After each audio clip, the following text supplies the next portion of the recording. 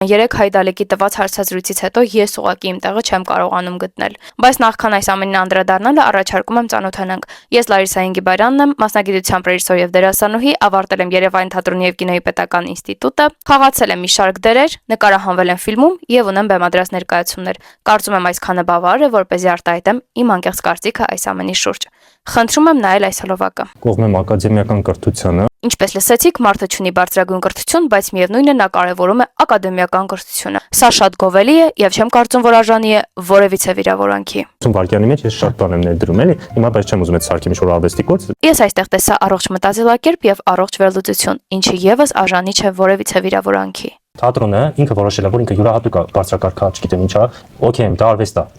է, ես դա երբեք չեմ արժեզրկելու, դրամ չգտնելու, չեմ հեշտելու։ Բոլորը միաձայն կարճել են այս նախադասությունից. թատրոնն ինքն իրեն հռչակել է բարձրակարգ եւ այլն եւ այլն։ Իսկ հարց, ինչ է թատրոնը։ Եթե չլինեն մարդիկ, չլինի նաև թատրոնը։ Այո, մարդիկ, ովքեր որ սիրում են թատրոնը, ովքեր որ ստանում են գեղագիտական հաճույք, նրանց համար թատրոնը ամենաբարձր տեղում է եւ մարդը պարզ ասում է, որ նա չի փորձում արժեզրկել այդ ամենը եւ երբեք չի քննարկվի դա, որ թատրոնը այո բարձրակարգ է։